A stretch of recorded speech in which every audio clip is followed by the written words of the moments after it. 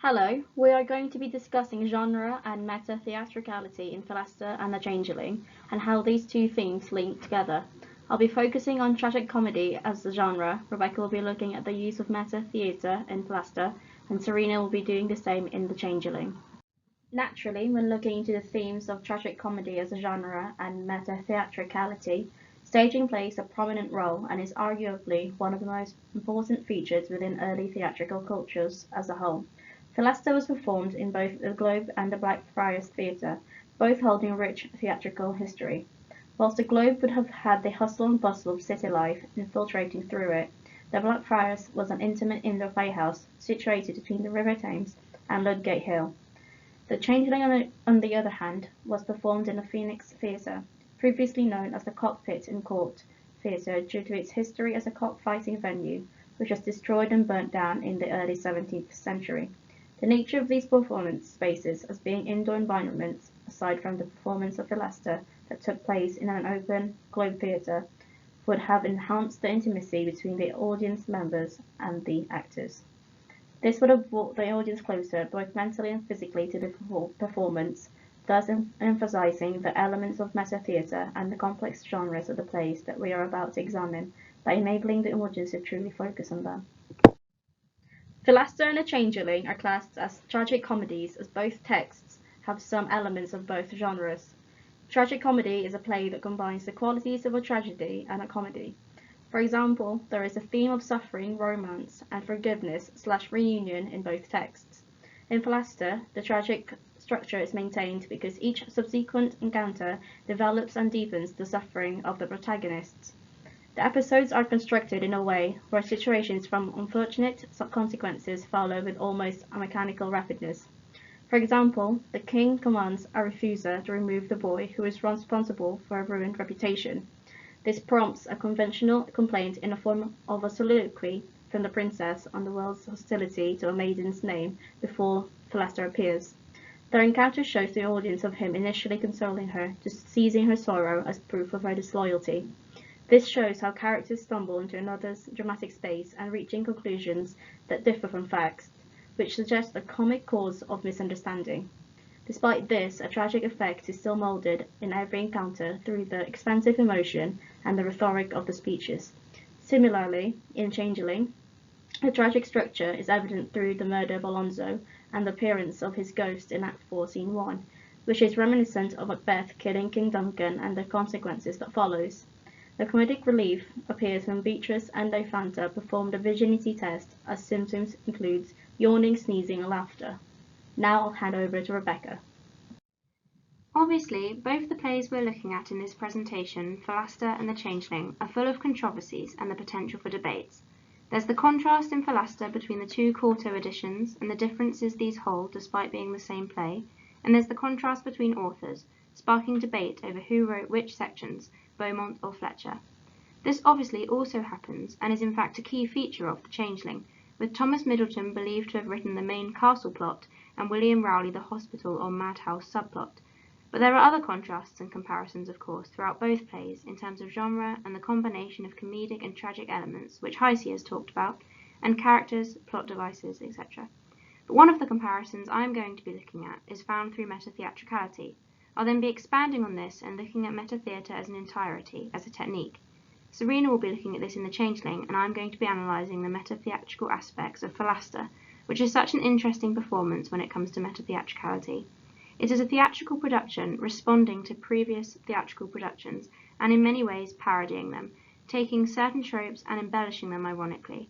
I'm going to start by seeing where the ideas of the play originate from, and how these ideas compare to the source or sources they were based on. I'm first going to be looking at Galatea. Obviously, she is one of the characters in Philaster. She's one of the attendants of Princess Arethusa in the king's court, a wise and virtuous lady. But there was also a stage play called Galatea. It was a comedy written by John Lilly in the Elizabethan era, with links to Greek mythology, in which two women cross-dress in order to meet each other in the woods. They fall in love, and then a sex change takes place, which Venus oversees in one of the individuals so as to enforce the heteronormativity so expected in early modern England. Cross-dressing was a prominent feature within early theatrical cultures. Galatea includes the confusing aspect of boys playing girls playing boys, which heightens the comedic elements in the text. This theme of cross-dressing is also an important part of Philaster, as it was the first early modern English play to cross-dress a female character as a boy. So we can see metatheatricality at work here.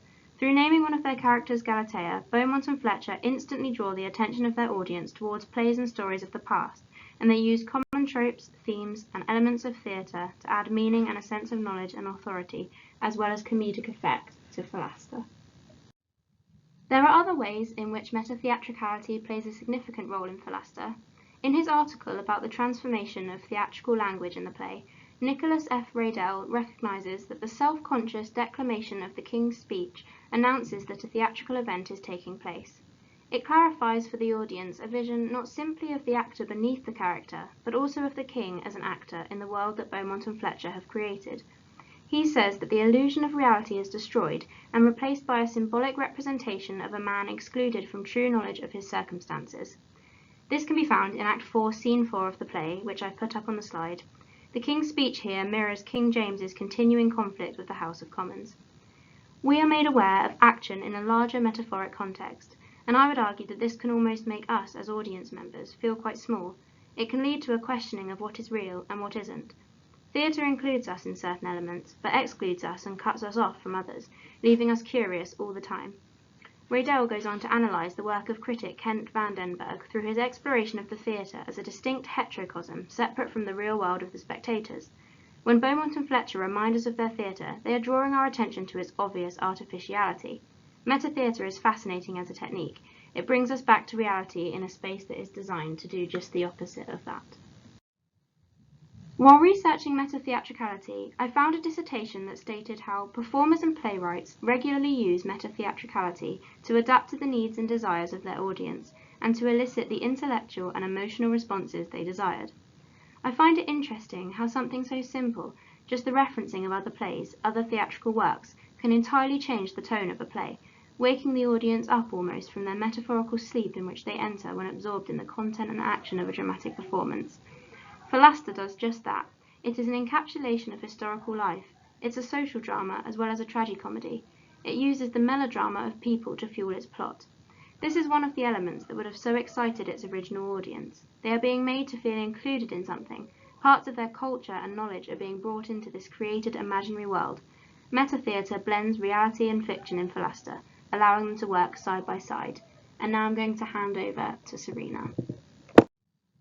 The metatheatricality of the virginity test and the performance of female virtue highlights how the changeling subverts the traditional idea of the tragicomedy. This highlights the contradictions surrounding the appearance of a woman's moral character and the actual quality of her character. It is a feature that brings together aspects of metatheatre and is present in both tragicomedies. This performativity draws attention to the plays as theatre through the relationship between performance, femininity, and the boy actor. Attention is drawn to the artificiality of the theatre through the virginity test in Act 4, Scenes 1 and 2. In the first scene of Act 4, Beatrice Joanna finds a test to prove whether a woman is a maid through the appearance of 3 several effects, like Heisey mentions. This test is a point of tension in the play since she is not a virgin but needs to appear as one or risk social ruin and losing her husband. This test also highlights that Beatrice Joanna and Diaphanta are performing the role of maids. This is because women were forbidden from acting in professional companies, so these female roles were performed by boy actors, who, by definition, cannot be maids, as that is an exclusively feminine term. So, when Beatrice Joanna performs the symptoms associated with being a virgin, despite that not being the case, it emphasizes the boy actor. This is through the boy actor performing as a woman theatrically performing feminine virtue. This portrayal of feminine virtue as performative, highlighting social anxiety surrounding women, is an aspect of both tragedy and tragicomedy. The conflict between the appearance of chastity and the reality leads to conflict. In a tragicomedy, this conflict is resolved without any deaths, such as in Philaster. Bellaria reveals herself to be a woman, which means, by early modern definitions of unchastity, Arethusa's virtue is no longer in question. This followed Battista Guarini's idea of tragicomedy as a genre that, along with some elements of comedy, has the melodrama and tension of a tragedy, but none of the deaths. This is subverted in The Changeling, which ends with the murder-suicide of Beatrice Joanna and de Flores. This subversion may, in part, be related to Beatrice Joanna actually being guilty of being unchaste, unlike Arethusa. Due to her guilt, she receives punishment for her sexual transgressions. The moral didactism of evil being punished on stage is a common occurrence in early modern drama. In Philaster, this occurs to a more moderate extent with the fates of Pharamond and Megara. In both quartos, both receive punishment for their sexual transgressions, with Megara being more severely punished. Metatheatricality, because of the performativity of gender and intertextual references, highlights the controversies in the tragicomedies Philaster and The Changeling. The different weighing of tragic and comic elements are shaped by the metatheatrical aspects of performance, in turn influencing the content of the plays themselves.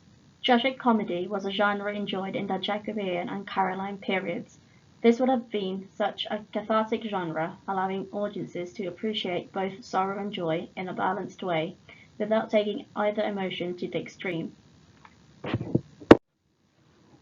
It is fascinating how plays that held so much importance when first performed approximately 400 years ago still hold, arguably, the same level of importance today through how they have moulded modern theatre.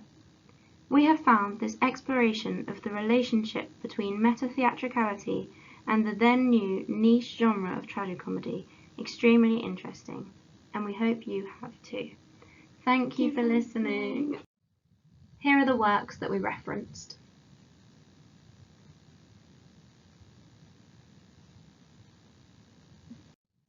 And the images that we used.